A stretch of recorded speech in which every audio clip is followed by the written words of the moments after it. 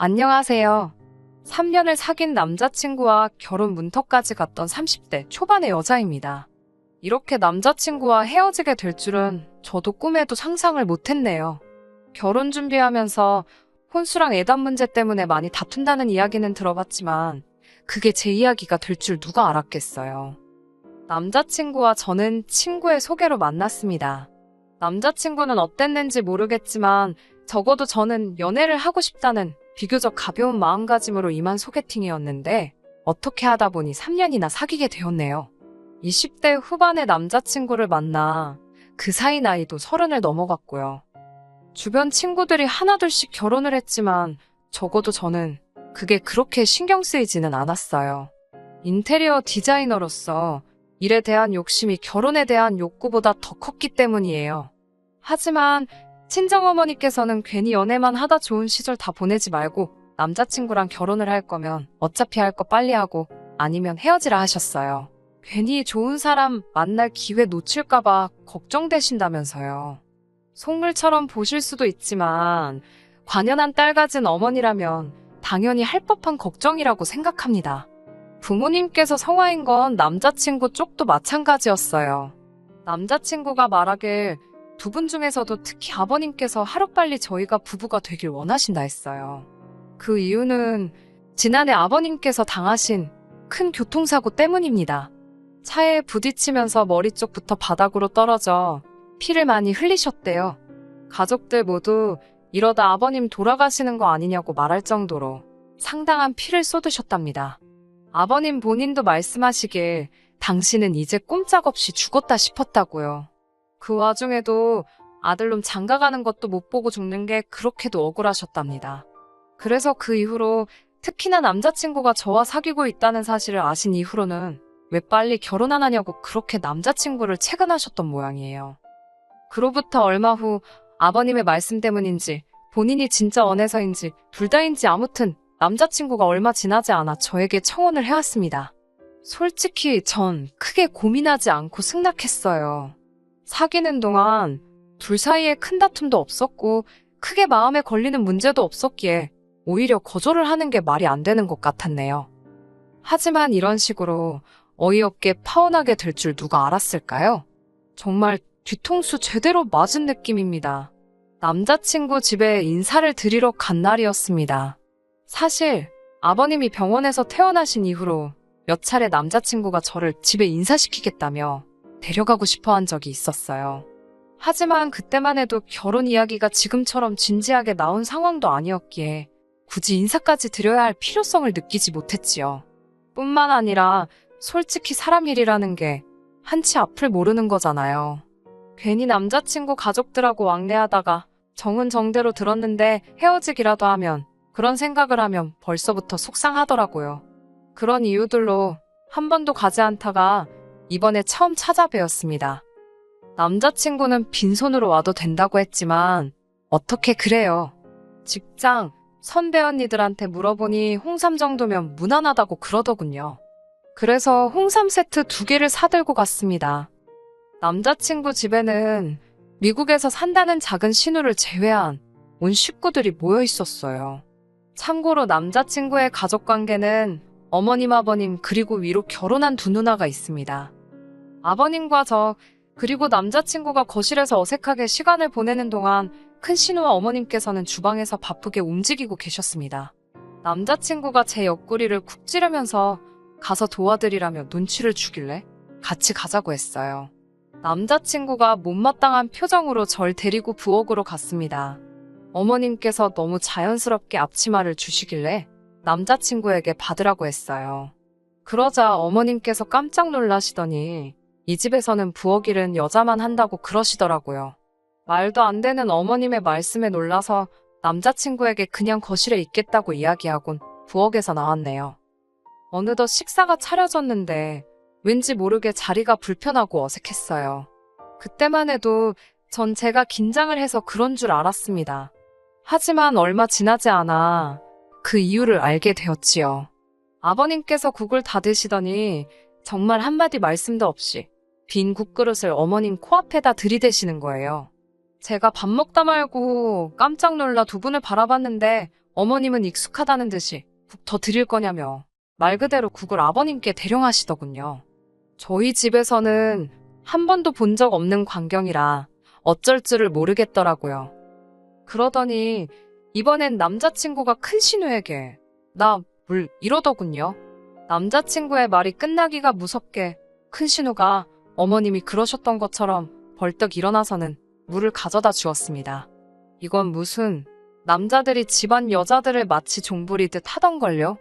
그제서야 이 집안 여자들이 남자들의 눈치를 살피고 있었기에 집안 분위기가 엉망이란 사실을 깨달았네요. 연애할 때는 남자친구에게서 못 봤던 모습이라 남매가 친해서 그런가 싶기도 하고 제가 외동이라 이해를 못한 건지 혼란스러웠어요.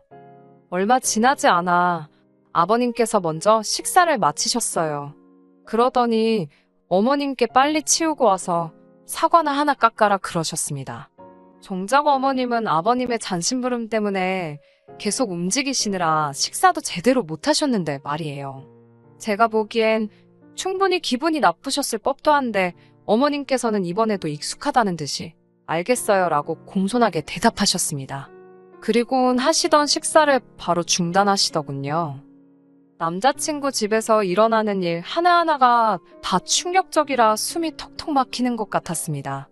아무리 집집마다 가풍이 있다지만 시대가 어떤 시대인데 이건 아니다 싶었어요. 후식으로 사과를 먹는 도중 아버님께서 남자친구를 데리고 잠시 자리를 비우셨습니다. 그렇게 어머님과 신우 그리고 저까지 셋만 남게 되자 어머님께서 저에게 이것저것 질문을 하기 시작하시더군요.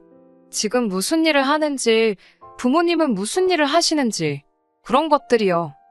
저는 인테리어 회사에 다니고 있다고 말씀드렸습니다. 제 대답을 들으신 어머님은 어쩐 일인지 뭔가 못마땅하신 눈치였어요. 의아했어요. 요새는 다들 맞벌이하는 며느리를 선호한다고 생각했거든요. 아무튼 아버지는 작은 사업을 하고 계시고 어머니도 은행에 다니신다고 답했습니다. 그러자 어머님께서는 굉장히 놀라신 듯 저희 어머니께서 직장 생활을 지금 하고 계시냐며 혹시 얼마나 하신 거냐고 물으셨어요. 제가 알기론 30년이 넘었다고 하니 그럼 저는 누가 키웠냐입니다. 처음엔 무슨 소린가 했어요. 당연히 부모님이 키워주셨으니까요. 하지만 어머님은 꽤나 심각한 표정을 하고 계시더군요. 그러더니 저더러 하시는 말씀이 결혼하면 일은 관둬야 한답니다. 그 말을 들은 순간 황당함과 동시에 어떻게 대답을 해야 하나 싶었어요.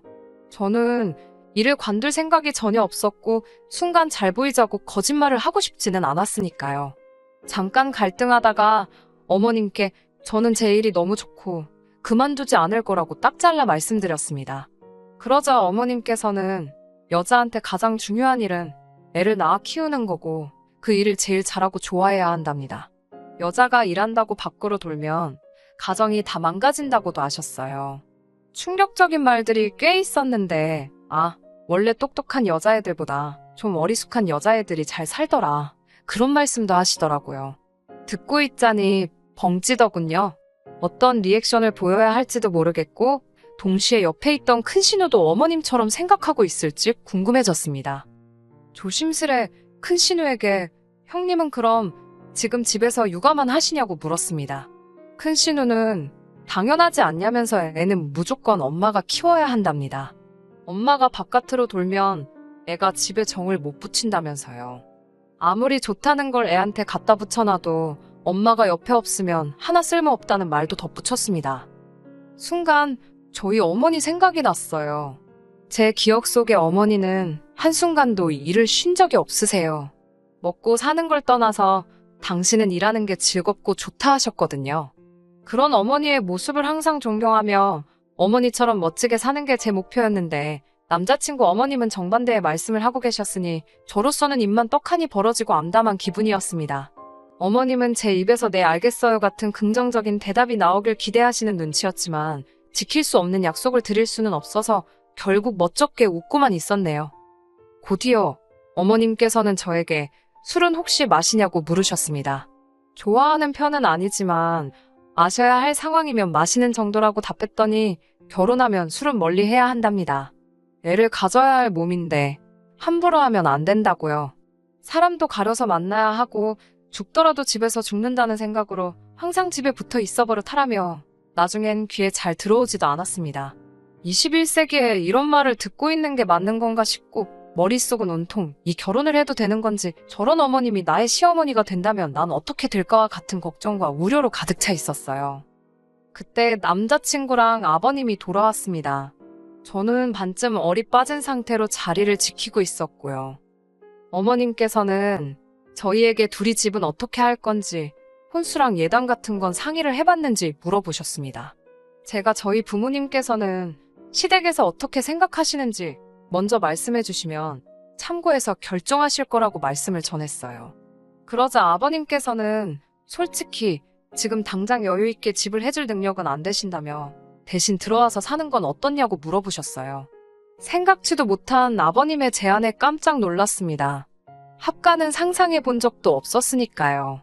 아버님께서는 어머님 옆에 붙어서 한 2년 정도 같이 살면 현모양처가 되고도 남을 거랍니다. 그러자 어머님께선 그걸 칭찬으로 들으셨는지 무척 기뻐하셨어요. 그리고는 정말 좋은 생각이라며 아버님을 치켜 세우시더군요. 제가 일단 부모님과 상의는 해보겠지만 합가는 어려울 것 같다고 말씀을 드렸습니다. 그러자 어머님께서는 합가하면 혼수 같은 것도 하나도 안 해와도 되고 얼마나 좋냐입니다. 어차피 집에 냉장고며 TV며 다 있다고 정해오고 싶으면 저희 부부가 쓸 침대랑 거실에 둘 소파만 좀 사오라고 하셨어요. 제가 솔직히 혼수 살 돈이 없는 것도 아닌데 혼수를 안 해와도 된다는 이유로 합가를 하겠어요? 막말로 혼수 살 돈이 없어서 합가해야 된다고 하면 없던 혼수 살 돈 어디서 빌려서라도 구해올 판이었는걸요. 갑갑하고 복잡한 제 마음과는 달리 어머님은 거침없이 말씀을 이어가셨습니다. 집하고 혼수에 돈이 하나도 안 들어갈 테니까 예단은 좀 신경 써서 해오면 좋겠다 하시더군요. 제 입장에서는 예단보다는 혼수를 하는 게 좋은데 이상하리만치 어머님은 저에게 자꾸 예단을 해오라고 하셨습니다. 이야기가 점점 이상하게 흘러가는 것 같아서 결국 잠깐 이야기 좀 하자며 남자친구를 불러냈어요. 합가라니 이게 다 무슨 소리냐고 하니까 한다는 소리가 우리 둘이 모아둔 돈 다 합쳐봤자 1억인데 이 돈으로 어딜 가냐입니다. 그러면서 이렇게까지 생각해주는 시부모가 어딨냐며 어른들 기분 그만 상하게 하고 아버님 말씀대로 하자입니다. 이때 확실히 알겠더라고요. 결혼을 해도 남자친구는 절대 제 입장에서 제 편을 들어줄 사람이 아니라 남의 편이 될 거라는 걸요. 답답한 마음에 남자친구에게 내가 정말 어머님 말씀대로 일을 관두고 집에 들어앉으면 돈은 어떻게 할 거냐고 따졌어요. 남자친구 자존심을 지켜주려고 웬만하면 돈 이야기는 안 하려고 했는데 도저히 현실 감각이 없어 보여서 어쩔 수 없이 꺼낸 이야기였지요. 당신 수입만으로 어떻게 앞으로 애를 낳아서 키울 수 있냐고 일은 절대 못 관둔다고 했습니다. 그러자 남자친구가 한다는 말이 일하고 살림하고 애까지 키우려면 힘들지 않겠냐입니다. 자기는 절 생각해서 하는 소리라고요. 제가 아니 맞벌인데 왜 살림도 애 키우는 것도 다 내 몫이냐고 그러니까 그럼 살림하고 애 키우는 걸 여자가 하지 누가 하냐며 헛소리를 하는 거예요. 언짢아진 제가 그럼 당신은 애를 안 키울 거냐니까 애를 왜 아빠가 키우냐입니다. 하물며 짐승들도 새끼를 낳으면 암컷이 키우지 수컷이 키우냐고요. 가부장적인 가정에서 자란 남자의 전형적인 모습이 저런 건가? 별 생각이 다 들더군요. 이미 이때부터 결혼은 없었던 일로 하는 게 낫지 않을까 그런 생각을 하기 시작했던 것 같습니다. 다만 파혼을 한다는 게 남사스럽기도 하고 신중하지 못했다며 제 뒤에서 사람들이 수군거릴 게 걱정이 되었지요. 그때 어머님께서는 제가 확고한 결심을 내릴 수 있도록 아주 세게를 박아주셨습니다.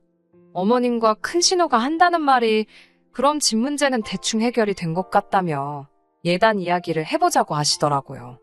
무슨 해결이 됐다는 건지 어이도 없고 아니 솔직히 말이 조합까지 결혼할 때 하나도 안 도와주신다는 뜻이잖아요. 혼수도 침대랑 소파는 해오라고 하셔놓고 예단을 받으려고 하시더라고요. 마치 진작에 작성된 듯한 예단 목록을 어머님께서 꺼내놓으셨어요. 생각지도 못한 품목들이 줄줄이 적혀 있었지요. 비싸기로 소문난 명품백도 3개나 있었고요. 하지만 무엇보다도 절 황당하게 한 건 바로 작은 신우 옆에 적혀있던 예단이었습니다. 비행기 티켓이더라고요. 그것도 신우네 부부 2사람과 아이들을 포함해서 총 4사람의 티켓을 예단으로 해달라는 겁니다. 자리도 이코노미가 아닌 비즈니스로 말이지요. 이게 말이 되나요? 제가 어머님께 작은 신우네 비행기 티켓이 왜 예단에 있냐고 여쭈니 그걸 사줘야 결혼식에 참석을 할 거 아니냐입니다. 저는 사정이 있으시면 못 오셔도 어쩔 수 없는 거고 오시고 싶으시면 직접 표를 사시는 게 맞지 않냐고 받아쳤어요. 아니면 남자친구가 사던지요. 하지만 비행기표를 제외하고 대충 계산해봐도 어머님이 적어주신 예단을 다 하려면 최소한 1000에서 1500은 있어야겠더라고요. 말로만 듣던 예단 장사가 이런 건가 싶었습니다. 막말로 제가 남자친구랑 결혼한다고 했지 이 집에 팔려오겠다고 한 거 아니잖아요. 결국 어머님께 이 예단은 못한다고 말씀드렸어요. 일단은 이걸 다 해올 돈도 없고 제가 이 예단을 해와야 할 이유도 모르겠다고요. 어머님께서는 대신 집도 안 사고 혼수도 안 하니 따로 돈 들어가는 데가 없지 않냐입니다. 그러면서 저더러 결혼할 때 쓰려고 모아놓은 돈이 좀 있을 거 아니냐며 그 돈으로 이런 걸 하는 거랍니다. 제가 저 결혼할 때 제 살림살이 장만하려고 모은 돈이지 어머님 좋은 일 시키려고 모은 건 아니지 않냐고 싫다고 했습니다. 그런 제 말에 어머님 아버님께서는 적잖이 충격을 받으신 눈치였어요. 저도 이때는 많이 불쾌했고 하고 나서 두 분께 더 설명드릴 이유도 해명할 필요도 없는 것 같다고 이 결혼은 안 하겠다고 말씀드리곤 가방만 챙겨서 나왔습니다. 홍삼은 두고 올까 하다가 시간 낭비만 했으면 됐지 돈 낭비까지 할 필요 있나 싶어서 전부 들고 나왔어요. 남자친구가 저를 바로 뒤따라 나와 잡더라고요. 저는 오늘 하루 어머님으로부터 들었던 말들을 남자친구에게 전하면서 이게 말이 되냐고 따졌습니다. 내가 이 집에 무슨 애 낳고 살림하러 오는 여자냐고 일도 하지 마라 술도 안 된다 바보같이 살아라 별 말도 안 되는 소리만 골라 하시더니 정작 집은 못 해주신다면서 혼수의 예단까지 양심도 없으시다고요. 막말로 네가 의사냐 변호사냐 무슨 자신감이냐 따지니까 남자친구가 한다는 소리가 가관이더군요. 집에 들어가서 살면 어머님이 밥 해주고 빨래 해주고 다 도와주실 건데 너는 살림을 공짜로 배울 수 있는데 그거에 대한 수업료라 생각하면 뭐가 아깝냐고요. 너희 어머니가 일하느라 딸한테 그런 거 못 가르치시지 않았냐. 그거 우리 엄마가 해준다는데 감사하다 생각하고 해드리면 서로 좀 좋냐고 개소리를 해대는데 저희 어머니를 무슨 자식 교육도 똑바로 못 시킨 사람 마냥 이야기를 하니까 화가 치솟더라고요. 순간 그 화를 참지 못하고 손에 들려있던 홍삼이 들어있던 쇼핑백으로 남자친구 머리통을 때려버렸지 뭐예요. 얼떨결에 한 대를 맞은 남자친구가 어이가 없는지 저를 벙찐 표정으로 쳐다보길래 냅다 도로가로 나가 택시에 올라탔어요. 그리고는 문자로 니네 집구석 미친 것 같다고 절대로 연락하지 말라 했습니다. 때려서 미안하단 소리는 안 했어요. 일단 미안하지도 않았고 혹시라도 남자친구가 제가 때렸다고 신고라도 하면 제 문자가 증거라도 될까 싶어서 그 와중에 머리가 막 굴러가더라고요. 이렇게 어처구니 없게 3년의 연애가 끝날 줄 남자친구도 저도 생각하지 못했습니다.